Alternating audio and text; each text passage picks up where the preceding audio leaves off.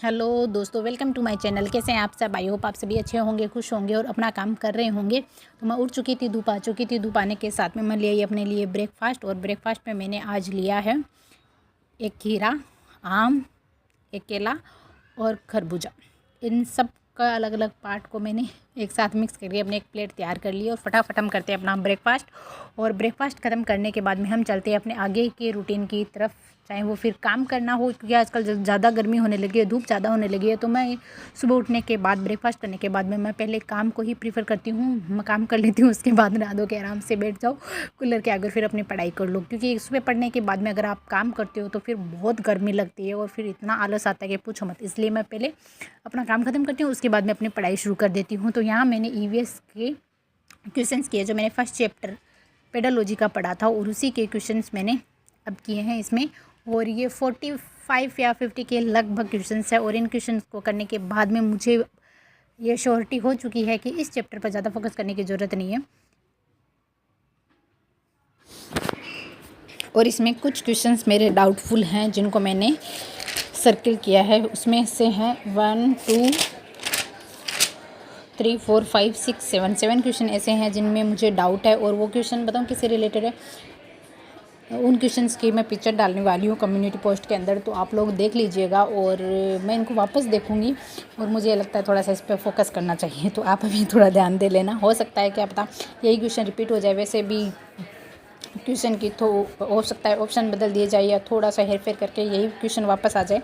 तो मैं इन क्वेश्चन को आप लोगों के लिए ज़रूर कम्युनिटी में पोस्ट करने वाली हूँ, पिक्चर डाल दूँगी इनकी मैं, और आप लोग देखिएगा इनको। और इनके आंसर मैं नहीं बताने वाली हूँ, तो आंसर आप खुद ही चेक करना कि कौन सा वाला आंसर होगा। फिर मैं करेक्ट आंसर एक दिन के बाद में आप लोगों को बता दूँगी, जिससे आप लोगों को भी हेल्प हो जाएगी इसमें। और जो फिर मैंने सेकेंड चैप्टर पढ़ा है, सेकेंड चैप्टर के क्वेश्चंस आज मैं करूँगी।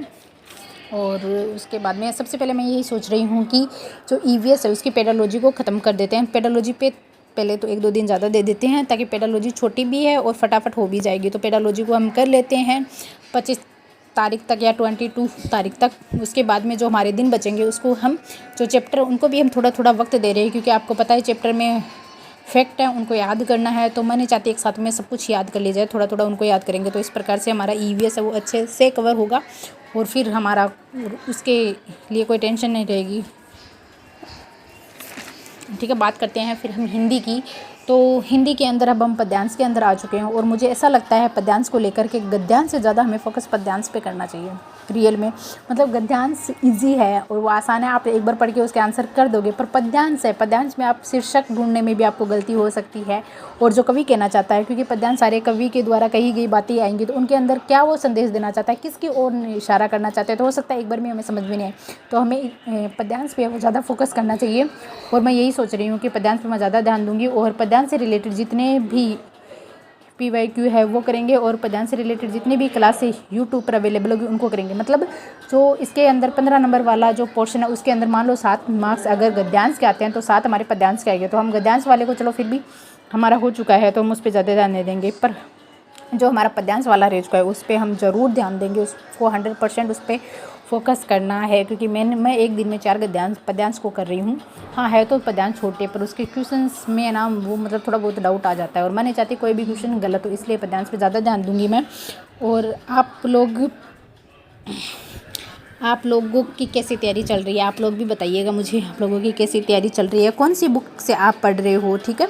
और कितने घंटे आप लोग पढ़ते हो, आप लोगों की स्टडी रूटीन क्या है वो आप लोग बता सकते हैं। और मैंने सिर्फ सेकंड लेसन को रीड किया है, इसके क्वेश्चंस नहीं किए। क्वेश्चन मैं अगले दिन करूँगी। मैं नहीं चाहती आज ही टॉपिक पढ़ के आज ही उसके क्वेश्चन कर लिए, चाहे मैं ऐसा सोचती हूँ आज टॉपिक पढ़ लेते हैं, उसको एकदम आत्मसात कर लेते हैं, फिर अगले दिन टॉपिक का हमें ज़्यादा ना सही 90% हिस्सा तो याद ही रहता है, तब हम क्वेश्चन करेंगे। और जो आते हैं क्वेश्चन थोड़ा सा घुमा के, तो उसको भी हम समझ जाएंगे किस तरीके से उनको हैंडल करना होता है।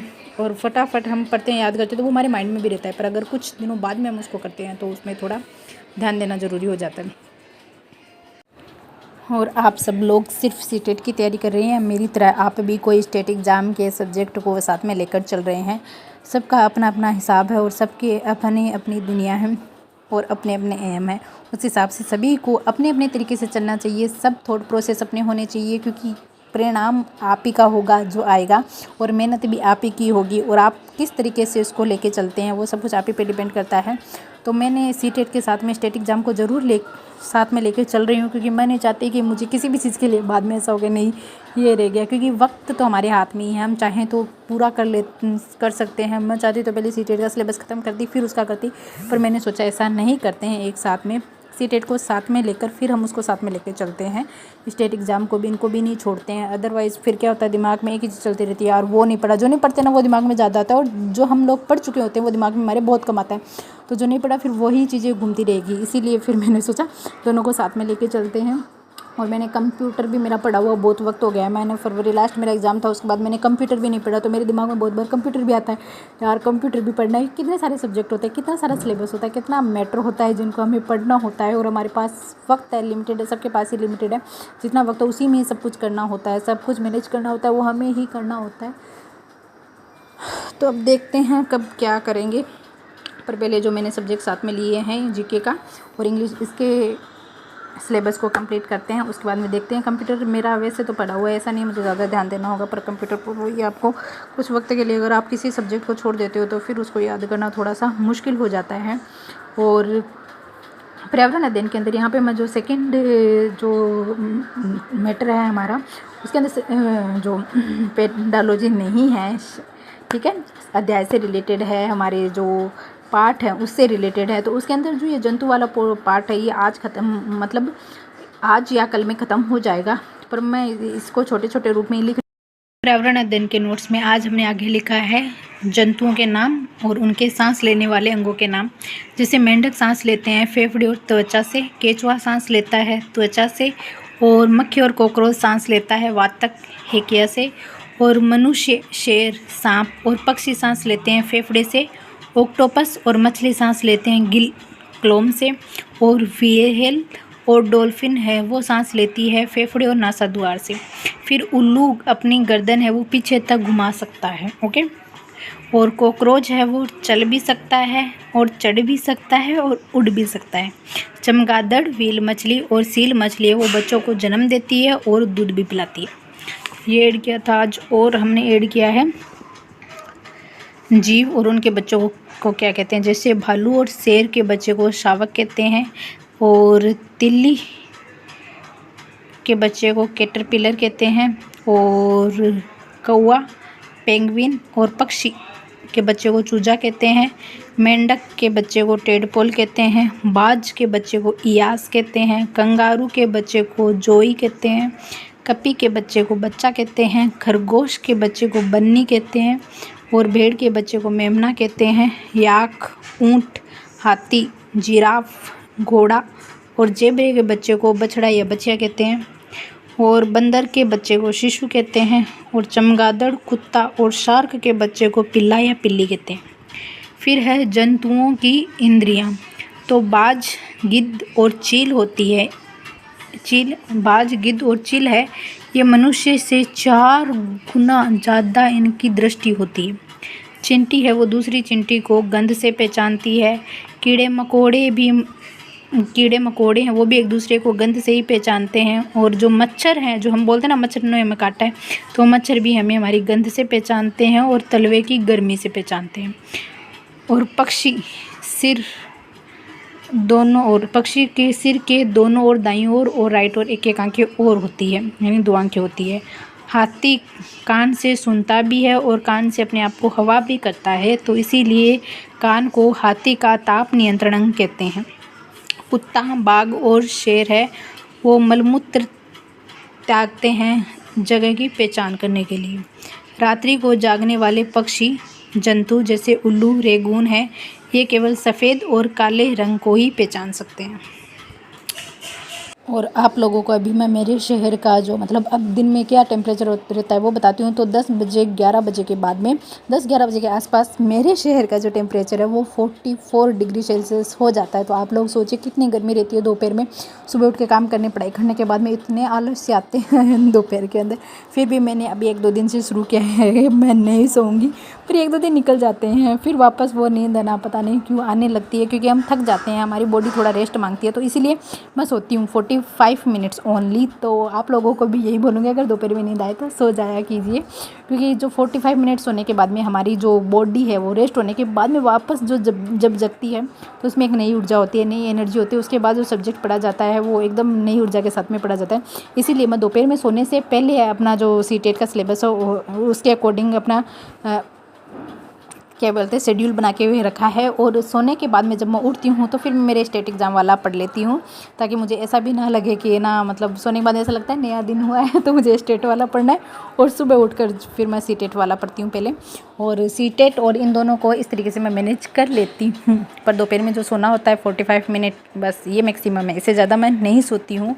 और इससे ज़्यादा सोने के बाद में फिर तो ना बॉडी थोड़ी और वीक सी महसूस होने लगती है। पर 45 मिनट्स का सोने के बाद में एकदम एनर्जी वाली बॉडी रहती है। और दोपहर भी थोड़ी सी मतलब कम हो जाती है, क्योंकि मैं सोती हूँ 1:30-2 बजे के आसपास। फिर वो 3 बजे के बाद में गर्मी इतनी नहीं रहती है, पर टेम्परेचर फिर भी हमारे यहाँ 44 डिग्री आसपास ही रहता है। और अभी 1-2 दिन में मुझे ऐसा लगता है कि जैसे दिन जा रहे हैं और गर्मी अपनी चरम सीमा पे आ रही है। तो 50 डिग्री सेल्सियस हमारे यहाँ रिकॉर्ड होता ही है। तो मैं आप लोगों को अब की बार न्यूज़ में आएगा तो मैं आप लोगों को न्यूज़पेपर में भी दिखाऊंगी कि कितना टेम्परेचर हमारे शहर का है। और गर्मियों के दिनों में ना पढ़ना अच्छा भी होता है, पर मुझे ज़्यादा अच्छी पढ़ाई मेरी सर्दियों में होती थी। पता नहीं क्यों, दिन छोटे होते थे, सर्दियाँ होती थी, पर मैं बहुत अच्छे से पढ़ पाती थी। और अब गर्मियों के अंदर ना सुबह उठते ही धूप आती है तो ऐसा लगता है जैसे सूरज देवता ने हमारी सारी एनर्जी छीन ली। इतनी वीकनेस फील होती है, पता नहीं क्यों। पानी पीते रहो फिर भी पानी की कमी महसूस होती रहती है, कितना ही पी लो कितना ही खाने का मन नहीं करता है। तो बस वही है कि ये अब जो थोड़े दिनों तक के लिए जो एकदम से गर्मी, हम बाहर भी नहीं जाते, मैं तो बिल्कुल भी बाहर नहीं जाती। उसके बाद में मुझे गर्मी इतनी खलती है कि पूछो मत। अंदर रहने के बावजूद भी कभी कभी ऐसा लगता है कि बॉडी का टेम्परेचर अपने आप ही बढ़ रहा है। पर मैं एक चीज़ ज़रूर करती हूँ, सुबह शाम ज़रूर वॉक करती हूँ, छत पे जाती हूँ। सुबह जल्दी उठती हूँ तो भी छत पे जाती हूँ, वॉक करती हूँ, अपनी बॉडी को अच्छे से ट्रीट करती हूँ। अच्छे से वॉक करती हूँ तो बॉडी अच्छे से ट्रीट करती है फिर पूरे दिन मेरे साथ, और अच्छे से बिहेव करती है मेरे साथ में। और रात को भी मैं सोने से पहले मतलब मैं रात को 8-9 बजे तक ही पढ़ती हूँ, उसके बाद में मैं नहीं पढ़ती हूँ, बहुत कम चांस में पढ़ती हूँ। अगर कुछ बाकी रह जाता है तो पढ़ती हूँ, अदरवाइज़ मैं बिल्कुल भी नहीं पढ़ती। 9 बजे के बाद में मैं छत पर जाती हूँ और 10:30 के लगभग मैं छत पर ही रहती हूँ। मतलब 1.5 घंटा मैं प्रॉपर छत पे रहती हूँ और 1.5 घंटे में पूरा वॉक करती हूँ।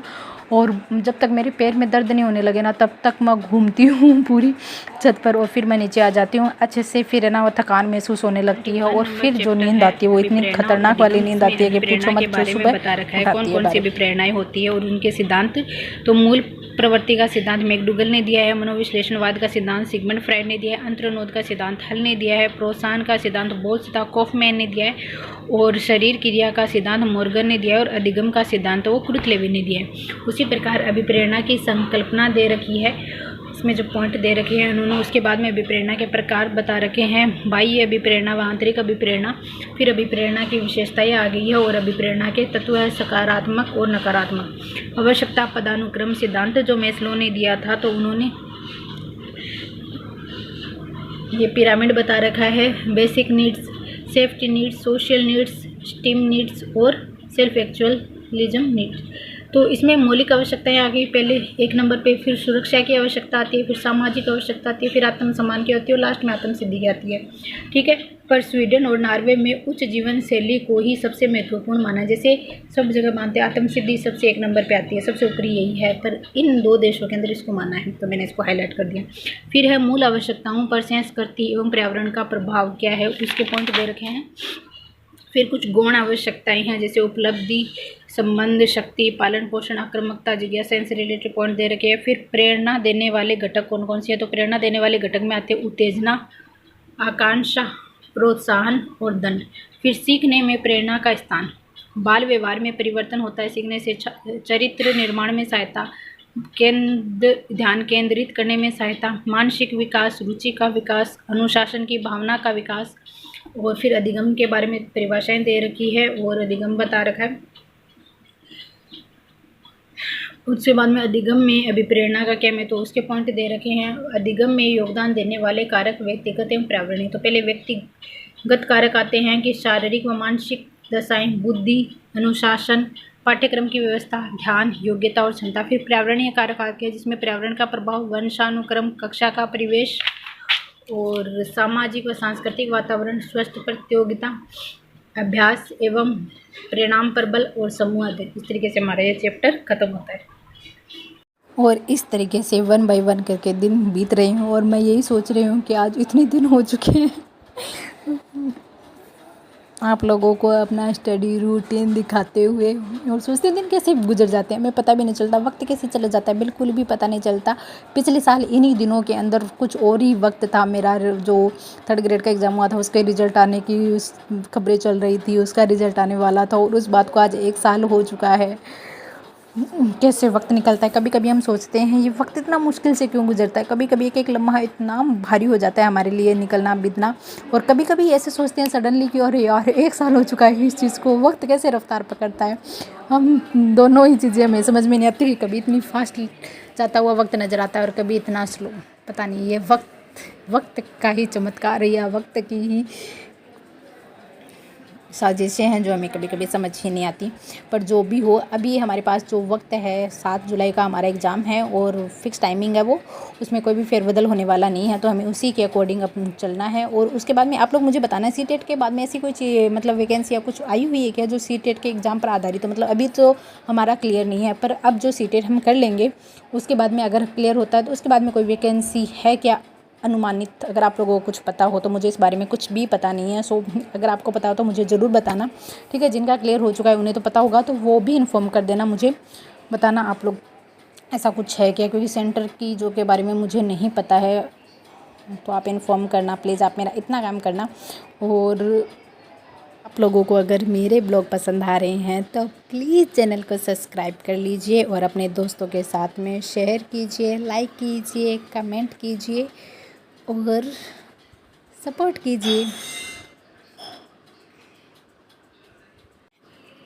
मिलते हैं अगले वीडियो में, तब तक अपना ध्यान रखिए, खुश रहिए, पढ़ाई करते रहिए और किसी भी प्रकार की कोई भी चिंता मत कीजिए, क्योंकि जो भी होता है वो अच्छे के लिए होता है, आपके और हमारे हम सब के भले के लिए होता है।